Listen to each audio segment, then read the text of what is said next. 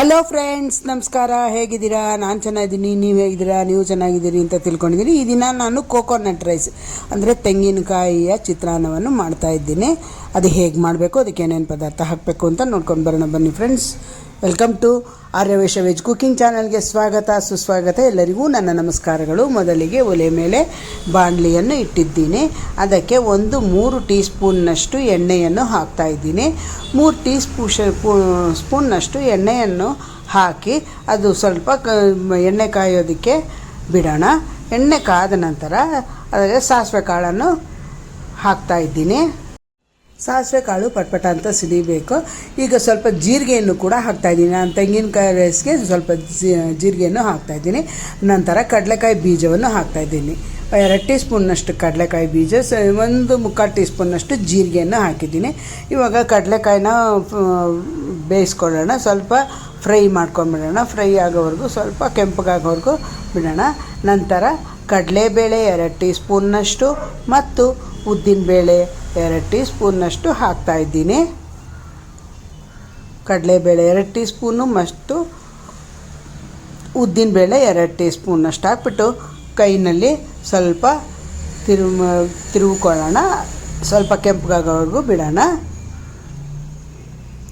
ನಂತರ ಅದು ಕೆಂಪಗಾಗಿದ್ದಾದಮೇಲೆ ಅದಕ್ಕೆ ಒಣಮೆಣಸಿನ್ಕಾಯಿ 4 ಒಣಮೆಣಸಿನ್ಕಾಯಿನ ಇಟ್ಕೊಂಡಿದ್ದೀನಿ. ಅದು ಖಾರ ಅಷ್ಟೇನಿರಲ್ವಲ್ಲ, ಅದಕ್ಕೆ ಒಣಮೆಣಸಿನ್ಕಾಯಿ 4. ನಂತರ ಕರಿಬೇವಿನ ಸೊಪ್ಪನ್ನು ಹಾಕಿಬಿಟ್ಟು ಸ್ವಲ್ಪ ಮಗ್ಗಿಸ್ಕೊಂಡ್ಬಿಡೋಣ. ಇವಾಗ ಮಗ್ಗಿರೋದು ಆಗಿದೆ. ಅದನ್ನು ಒಲೆಯನ್ನು ಆರಿಸ್ಬಿಟ್ಟು ನಂತರ ಅನ್ನವನ್ನು ಮಾಡಿ ಇಟ್ಕೊಂಡಿರುವಂಥ ಅನ್ನವನ್ನೆಲ್ಲ ಹಾಕಿದ್ದಾದಮೇಲೆ ಸ್ವಲ್ಪ ಅದು ಅನ್ನ ತಣ್ಣಗಾಗೋದಕ್ಕೆ ಬಿಡೋಣ. ತಣ್ಣಗಾದ ಮೇಲೆ ಮಾಡಿ ಇಟ್ಕೊಂಡಿರುವಂತಹ ಒಗ್ಗರಣೆಯನ್ನು ಹಾಕಬೇಕು. ಒಗ್ಗರಣೆಯನ್ನು ಅನ್ನದ ಮೇಲೆ ಹಾಕ್ತಾಯಿದ್ದೀನಿ. ಅನ್ನದ ಮೇಲೆ ಹಾಕಿಬಿಟ್ಟು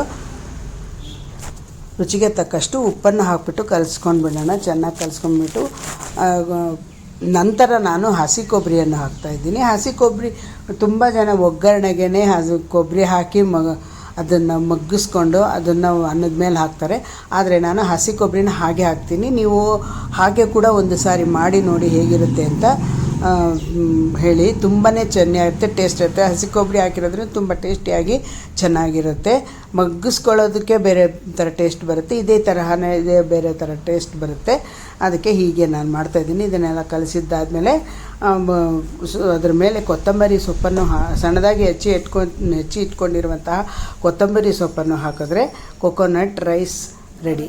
ಈ ವಿಡಿಯೋ ನಿಮಗೆ ಇಷ್ಟ ಆದಲ್ಲಿ ಲೈಕ್ ಮಾಡಿ, ಶೇರ್ ಮಾಡಿ, ಕಮೆಂಟ್ ಮಾಡಿ ಮತ್ತು ಆರ್ಯವೈಶ ವೆಜ್ ಕುಕಿಂಗ್ ಚಾನಲ್ಗೆ ಸಬ್ಸ್ಕ್ರೈಬ್ ಮಾಡ್ಕೊಳ್ಳಿ ಅಂತ ಹೇಳ್ತಾ ಇಂದಿನ ವಿಡಿಯೋನ ಇಲ್ಲಿಗೆ ಮುಗಿಸ್ತಾ ಇದ್ದೀನಿ. ಮುಂದಿನ ವಿಡಿಯೋದಲ್ಲಿ ಭೇಟಿಯಾಗೋಣ. ಈ ವಿಡಿಯೋ ನೋಡಿದ್ದಕ್ಕಾಗಿ ತುಂಬ ಧನ್ಯವಾದಗಳು.